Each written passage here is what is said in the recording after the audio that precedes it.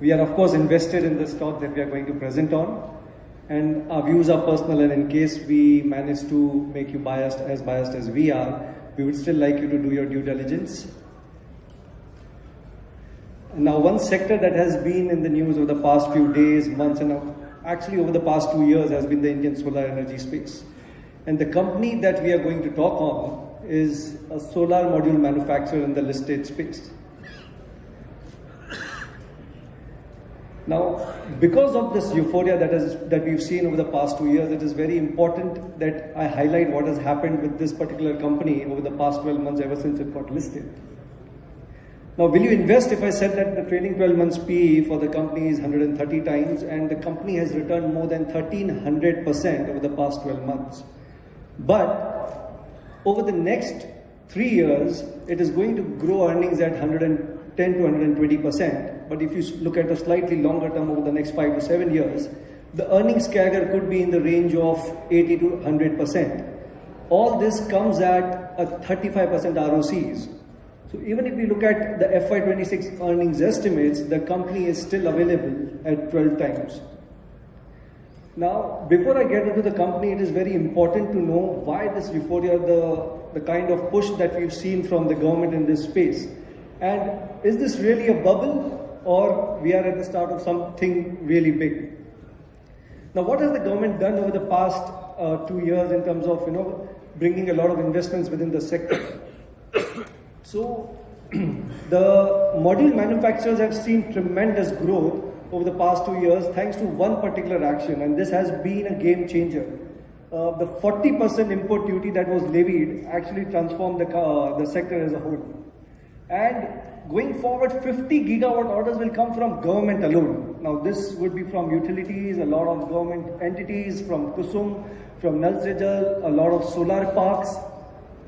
And we've seen the transformation in a couple of sectors, defense and manufacturing, over the past 3-4 years. Ever since government got in the Make in India campaign, a lot of product incentives that were initiated. So this sector going forward will also benefit from these incentive schemes.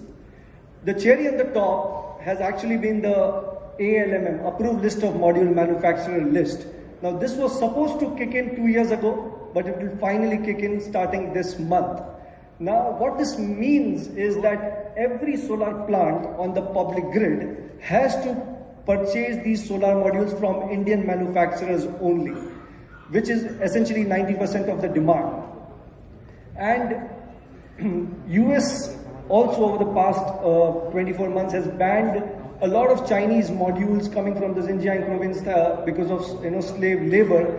Now, this has given additional impetus to a lot of Indian companies to export. We've seen a lot of companies like Bari, 65% of the revenues last year came from exports. I think it was 100% for Adani. Again, if you see the P&L, the second largest cost after raw material is labor. And that is India's right to win globally. And the last and the most important point, government is talking about 300 gigawatts of renewable energy installations by 2030. My sense is this would be upwards of 400. But if you look at thermal power, on a scale of 10, it will give a PLF, it's called the plant load factor, of 65 to 70%, which means if you set up 100 megawatts, the output would be 65 to 70. In case of renewable energy, and in particular solar, you'll need at least 4 times the installations because the PLF is 20 to 22%. So that is the kind of opportunity that will present itself over the next few years. Now, what is the government really thinking when it is introducing these kind of reforms in the sector? One is the assumed need. Now, where does this 50 gigawatt number come from? Why not 30? Why not 80? Why not 100? Now, if you look at the peak electricity demand today, which is around 240 gigawatts, the assumed need is that we will grow at 5 to 6%, which essentially means we'll need 12 gigawatts of additional power every year. Now, government in its pledges since 2019 have mentioned that we want to reduce emissions by 45% by 2030, we want to be carbon neutral by 2070, all new power sources will be renewable. So if I want to get this 12 gigawatts of power via renewable, the installations will need to be 4 times of that, which is 48 gigawatts, and there's where the 50 gigawatt number comes from. But the reality is entirely different. November last year at the COP28 summit, the government said we will be, starting the coal plant as well. 80 gigawatts of coal plants to be commissioned by 2030. Now, why this sudden change of stance in terms of need of adding the solar and the thermal part?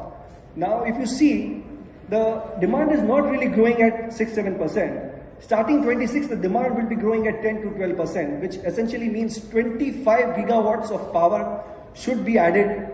Now, for adding 25 gigawatts of power, we will, if it's just renewable, we'll need 100 gigawatts of installations every single year. Government realizes that there'll be a massive deficit over the next 2-3 years. And that's why this entire plan has been revived for, getting the thermal power plants. And the story doesn't end in 2030. In 2030, a lot of past thermal plants will come for a replacement. In fact, a lot of solar plants which have been installed over the past 15-20 years will come for replacement. So even if we install 120 to 150 gigawatts of just renewable power by 2030 will not be enough. And my sense is this 50 gigawatt number will be revised to 70, 80 or maybe even 100 over the next 2 to 3 years. Now this is just the basic industry demand. Now government also has come out with green hydrogen, 5 million tons by 2030, that is another 125 gigawatts. One very important factor is that Europe tax will come into place by 2026, which will push a lot of private enterprises to adopt RE much faster, or they pay a very hefty tax to export to these EU countries. And forget the basic demand that we have as a country. We're talking about the growth in data centers, the growth in EV consumption, the growth in battery storage. All this will need additional power. So this 80 gigawatt of thermal plant addition, plus my sense is we'll need to add another 100 or 150 gigawatts of renewable energy installations, which is where this mega impetus is coming from the government. In the opening presentation, Mr. Vora mentioned that sometimes we overestimate the short-term opportunity and underestimate the long-term opportunity. Just to give you a sense, in 2023 alone, clean energy contributed 40% to China's GDP, which means that if China grew by 5.2% in 2023, 2.2% was contributed by clean energy alone. A $900 billion investments went into this space. And a news article which has been circulated widely, which said that into 2023, China added 217 gigawatts of renewable installations, largely solar panels, which is equivalent to what US has done in its entire history. So yes, we are underestimating the opportunity. India today is where China was in 2016. China in 2016 had 78 gigawatts of installation on renewable. We are exactly there. And I believe that the energy demand, the growth of our country will require far more than 200 gigawatts in the next 6 to 8 years. And coming to the module economics, I think when we are looking at modules, it is very important to understand what differentiates one from the other.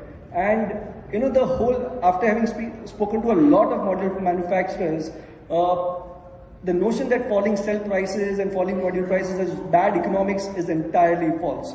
Now, if you see over the past 10 years, module prices have declined by 90%. Still, one of the largest players has grown by 25% without any customs duty, without any ALMM, generating 20% ROEs and ROCs. Vari is a prime example of that. And so what really matters is gross profit per watt. And that has largely remained constant over the past few years. In fact, it has got better with better utilization rates, better plant layouts, and better designing. So again, there's been rapid change in technology, in the kind of technology that solar modules used. So moving from polycrystalline to mono to PERC and now TOPCon, there's always this concern that with changing technology will harm the module manufacturers.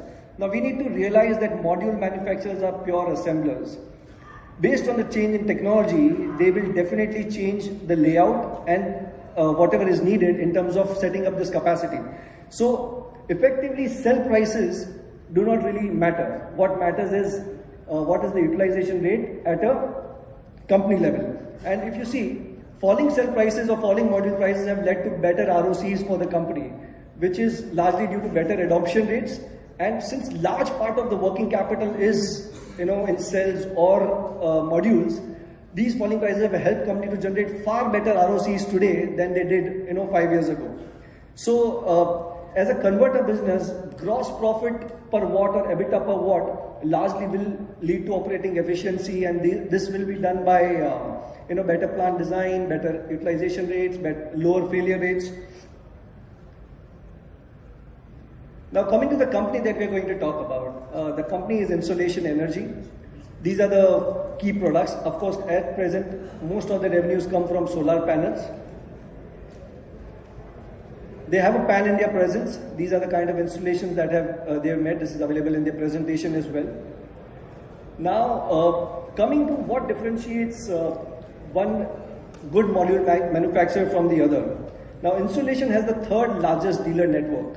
And when you look at solar modules as a space, there are strong entry barriers. Now, a typical solar module will be put in place for 25 years. So you cannot buy it from any company which does not have proper accreditations. Insolation has all the accreditations from all the Indian labs and a lot of external accreditations as well. And these certificates do take time to come in. And the failure rates and utilization rates are make or break for any industry. And for module manufacturer in particular, if your utilization rate is 40, 45, 50%, you could be loss making, while at 65% utilization, you could have industry leading margins.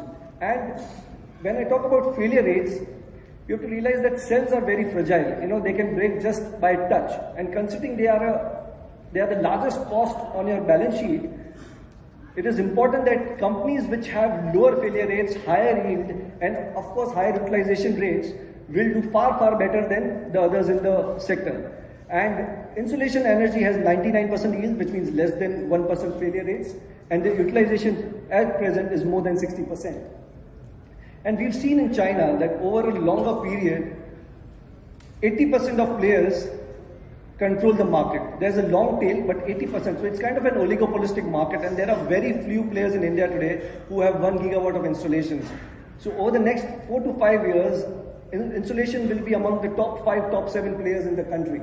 And again, the working capital financing and how you manage your project cost it will decide what the ROC in the business is, and which is where Insolation Energy has been at the top of all the companies. If you compare all listed, unlisted players, they will be at the best.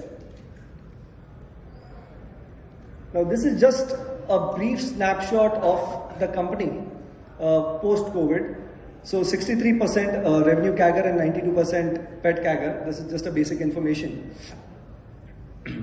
So what is happening at present? At present, they are at 900 gigawatt capacity. In the next 2 to 3 years, the capacity moves up 4 times. They will end FY24 PAT potentially at 45 to 50 crores. But FY26, the PAT could be in the range of 225 to 240 or maybe even 250 crores if we add profit from other products. This does not include that. This is a small peer comparison. Vari and Vikram are not listed. So if you look at the growth rates, the implied earning CAGR, it is best for Insolation Energy. And as I said, on FY26 basis, it is still available at 12 times. Now, once Vari and Vikram gets listed, the question would be, how do we play this sector? With one company alone or as a basket? I think as and when these companies list, our sense would be that we'll play this as a basket depending on what valuations are available. But modules as a whole will represent the highest potential profits to the price we have to pay today. So I think in the next 2 to 3 years, there will be a lot of module manufacturers that will get listed, and I think it will provide a fantastic opportunity to participate in a trend or in a mega trend, which we maybe at present we can see at 2030, but I think the demand will only get more severe post 2030. As usual, what are the key risks in the business? And while I've been talking about the company, what is evident is one is execution, which also means what are your failure rates, what is your utilization rates. These will decide a company's fortunes. And there's always been rapid change in technology, not just on the module side, but even on the EPC side. So how do you meet up to this demand? There's an Australian company called 5E Maverick. Typical installation times for EPC companies anywhere between 3 to 9 months. 5E Beverage is a company which is a prefab company, and they basically install in less than 10 days. So such technology changes will keep coming up, but whoever is able to adopt these changes are the ones will do far, far better than the others.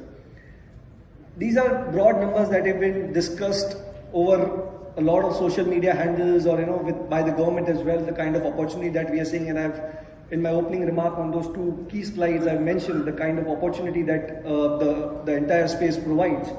And while conservatively this is a $200 billion opportunity in front of us, but my sense is over a decade, this could be a $500 billion to $800 billion kind of opportunity. It is very difficult to build in the numbers right now, but I think as we move ahead, we'll realize the size of the opportunity.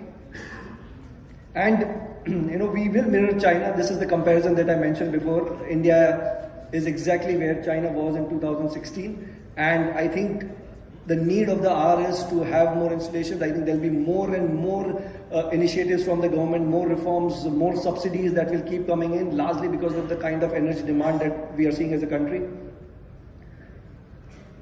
And so, we call it the renewable energies Ikigai movement. If any one of you has read this book or are familiar with this concept, I think very rarely we've seen in an investment history when there's a strong global need, there's a strong passion by the government that we need to do something within this sector.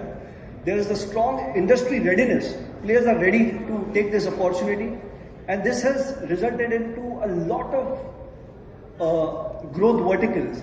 So the profit pool will be really huge.